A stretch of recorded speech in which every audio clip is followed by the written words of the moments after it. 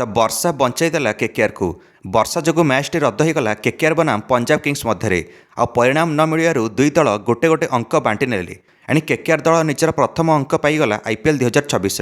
Match T होते KKR दल 100% हारी जाता यह मैच पंजाब किंग्स विपक्ष कारण कलिकतार एडेन गार्डन रे केकेआर कैप्टेन अजिंक्य रहाणे प्रथम टॉस जीतिले आ बैटिंग निष्पत्ति नहीं गले पंजाब किंग्स विपक्ष मैच आरंभ पूर्व वर्षार आशंका देखा जाउथला। कमेंटेटर आर अश्विन कहले रहाणे गोटे बड़ भूल कले जिते जाच जे वर्षा आसबार अच्छी तो केकेआर पाखे नूतन बॉलिंग लाइन अच्छी जहाँ पाखे एक्सपीरियंस नहीं तो टॉस जीतिकी बैटिंग निष्पत्ति नहीं कैप्टेन अजिंक्य रहाणे बड़ भूल कले बोली आर अश्विन कहले कारण एक्सपीरियंस बॉलर सुनील नारिन और वरुण चक्रवर्ती एमाने बाद पड़ते पंजाब किंग्स विपक्ष मैच रे तो पंजाब सपक्ष मैच टी पड़ता एणिकी बैटिंग नहीं कि केकेआर द्वारा आउ से है भी हावा चलुला मैदान रे आ पंजाबर बॉलर जावियर बाटलेट यांकर तागड़ा बॉलिंग स्विंग आउ सीम होता जिते से प्रथम ओभर बॉलिंग करने आसिले बॉल पड़ी सीधा बाहर को जाऊला आईथे फसीगले केकेआर ओपनर फिन एलन निज द्वितीय ओभर फिन एलन को 6 रन रे कैच आउट करते जावियर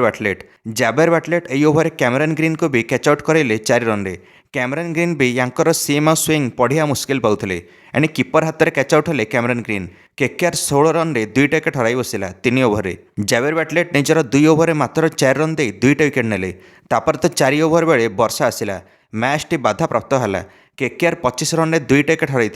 जिते वर्षा आसला कैप्टेन रहाणे 6 बॉल 8 रन कर नट आउट थे अंकुरिश रघुवंशी 7 रन कर नट आउट वर्षार गति समय समय बढ़ी चलला अपेक्षा करी करी केकेआर रिंकू सिंह शोई पड़े राति 9:20 डिक्लारेसन आसला मैच रेफरी द्वारा कहगला जिते भी डेरी हो चलो से ओभर कटी कटी चलो ए 5-5 ओभर मैच हबार संभावना थिला आ मैच रेफरी निर्णय नेले प्रथम बॉल 11:14 भितर पड़िया दरकार जदि 5-5 ओभर मैच खेलियार अच्छी और राति 11:40 भितर मैच टी सारे पड़ो किंतु वर्षा जाकि थमिला 10:28 और 10:35 मैदान कभर उठेवा आरंभ है एणिकी अंपायर मैंने पिच्र निरीक्षण करें पिच केते ओदा अच्छी अनफिल्ड अंपायर कथा होते निज भितर 11:14 भितर प्रथम बॉल पकेवा बहुत मुस्किल होची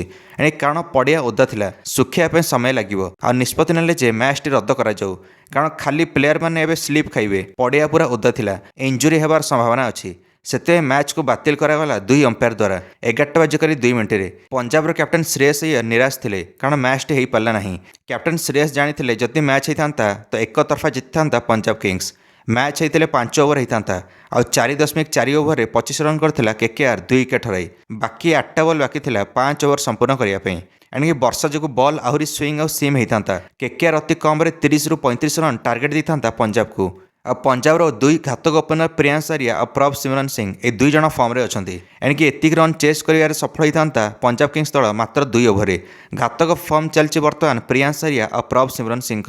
अजिंक्य रहाणे खुशी गले जिते जानिले मैच टी रद्द होती केकेआर दर्शकों मन दुख होगला कारण मैच हो पारानी दर्शक मैंने शेष जाए रही मैचर परिणाम कौन हम केकेआर मालिक शाहरुख खान भी आसते मैच देखापी ए पंजाब मध्य गोटे अंक पाई 5 अंक पहुँचला 3टा मैच रू पंजाब किंग्स नंबर 1 रे अच्छी पॉइंट्स टेबल केकेआर दल निजर प्रथम अंक पाइला 1 आ खाता खोलिला आईपीएल 2024 जो 3टारू गोटे मैच जीतिना केकेआर दल तो कलिकता केकेआर दल नंबर 8 रे अच्छी पॉइंट्स टेबल दर्शक बंधु मैंने आज अच्छी आरआर बनाम एमआई कौन लगुच किए जीतबो यह मुकाबला निश्चय मंतव्य कमेंट दे वीडियो को लाइक और चैनल को सब्सक्राइब करदे समस्त क्रिकेट अपडेट्स धन्यवाद।